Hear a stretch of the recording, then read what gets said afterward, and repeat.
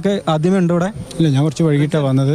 വൈകി വന്നതിന് സ്വരത്തെ പറയുന്നത് കേൾക്കാണ്. വണ്ടി അവിടുന്ന് വന്നു ഇങ്ങോട്ട് മറിഞ്ഞു, രണ്ട് മറിച്ചിലും മറിഞ്ഞു എന്ന് പറയുന്നത്. ഇപ്പോൾ പരിശോധന കഴിഞ്ഞപ്പോൾ വണ്ടിക്കകത്ത് വലിയൊരു മരം കുത്തി കയറി നിൽക്കുന്നുണ്ട്. അതുകൊണ്ട് ബസ് പൂർണ്ണമായും പോകാണ്ടുന്നത്. ഇങ്ങോട്ട് മറിഞ്ഞിട്ടില്ല, അല്ലെങ്കിൽ ഒന്നുകൂടെ മറിയുമായിരുന്നു, അപകടം കുറച്ച് കൂടുമായിരുന്നു. ഇപ്പോൾ അതിൽ 50 ആളുകൾ ഉണ്ട് ഏകദേശം ഉണ്ടായിരുന്നു എന്നാണ് പറയുന്നത്.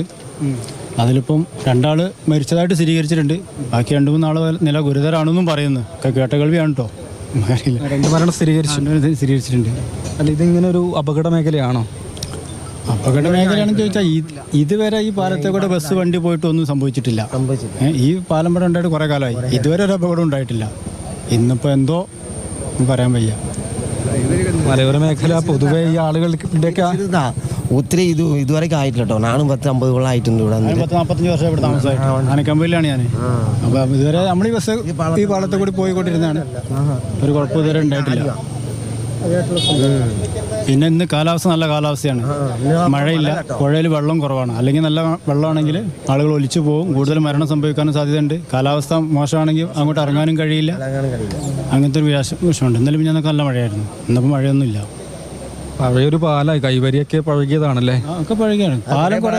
പാലം കുറെ പഴക്കമുണ്ട്. ഇനിയിപ്പോൾ റോഡ് പണി നടക്കുകയല്ലേ, അപ്പോൾ പാലം പുതുക്കി പണിയാനുള്ള വരാനുള്ള പരിപാടിയിലാണ്. അതിനു മുമ്പ് ഇപ്പോൾ അപകടം സംഭവിക്കുകയും ചെയ്തു. പിന്നെ സ്കൂൾ വിട്ട സമയമാണെങ്കിൽ ഒന്നുകൂടെ അപകടം കൂടുമായിരുന്നു. ഒരുപാട് കുട്ടികൾ കയറാനുള്ളതാണ്. അതൊക്കെ ഉച്ച സമയമായതുകൊണ്ട് ആൾ കുറച്ച് കുറവായിരുന്നു. ഇപ്പോൾ ബദാനിയിലെ ഉച്ചക്കത്തെ പരിപാടി കഴിഞ്ഞിട്ട് കുറച്ച് ആൾക്കാർ അവിടെ നിന്ന് ഇങ്ങോട്ട് കയറിയിട്ടുണ്ട്. പള്ളി പഠിക്കുന്ന ആളുകൾ ഇതിലുണ്ട്. അല്ല, എന്തിനാ ആളുകളാ?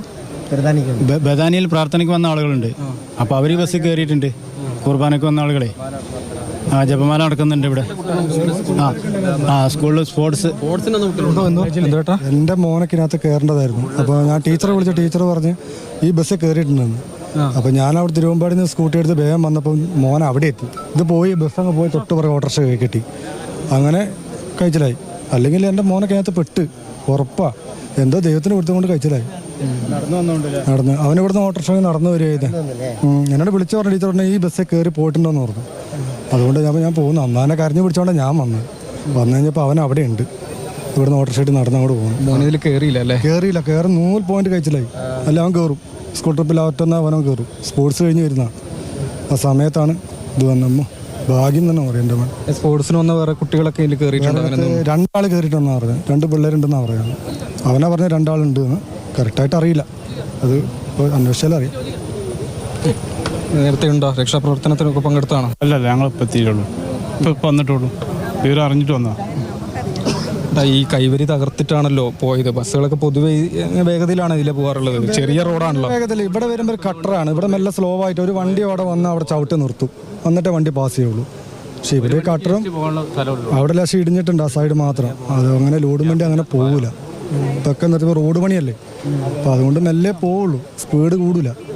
പിന്നെ ഇപ്പം എന്താ സംഭവിച്ചതെന്ന് നമുക്കും അറിയില്ല. ഡ്രൈവർമാരോട് ചോദിച്ചറിയാം എന്താ സംഭവം.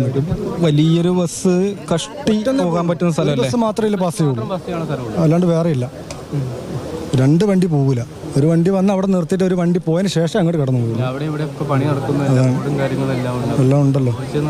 രക്ഷാപ്രവർത്തനം വേഗത്തിൽ നടന്നു. പണിക്കാരൊക്കെ ഉണ്ടല്ലോ, ഇഷ്ടംപോലെ പണിക്കാരുണ്ട്. അവരൊക്കെ വണ്ടിയുണ്ട്. അപ്പോൾ അവർ വേഗം വന്ന് ഓടിപ്പോന്നു. ഇന്നലെയൊക്കെ ആണെങ്കിൽ മഴ, പെരും മഴ.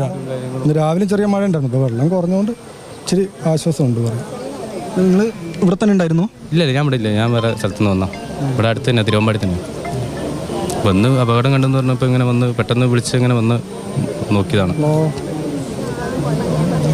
ഇവിടെ ഇപ്പം ബദാനിയയിൽ ഇപ്പം കൊന്തയും കാര്യങ്ങളൊക്കെ നടക്കുന്നതുകൊണ്ട് ഇപ്പോൾ ആളുകൾ കൂടുതലായിട്ട് ഇങ്ങനെ പങ്കെടുക്കുന്ന പരിപാടിയൊക്കെ ഉണ്ട്. അപ്പോൾ എല്ലാവരും ഈ ബസ്സിൽ വന്നതെന്നൊക്കെ പറഞ്ഞപ്പം നമ്മളവിടെ വരുന്ന ഒരാളാണ്. അപ്പം അങ്ങനത്തെ ഒരു സാഹചര്യം വന്നുകൊണ്ട് ഇപ്പോൾ നമ്മളെ ബന്ധപ്പെട്ട ആരെങ്കിലും ഉണ്ടോ എന്ന് നോക്കാൻ വേണ്ടിയിട്ട് എല്ലാവരോടും വരാൻ പറഞ്ഞു. വാട്സപ്പിലൊക്കെ മെസ്സേജൊക്കെ വന്നപ്പോൾ അങ്ങനെ വന്ന് നോക്കുന്നു. ഏതായാലും ഇപ്പോൾ നമ്മളോട് സംസാരിച്ച ചേട്ടൻ്റെ മകൻ സ്പോർട്സ് കഴിഞ്ഞിട്ട് ബസ്സിൽ വരേണ്ടതായിരുന്നു. പക്ഷേ എന്തോ ചെറിയൊരു സമയ വ്യത്യാസം ഉണ്ടായിരുന്നതുകൊണ്ട് അതിൽ കയറിയില്ല എന്നതാണ്.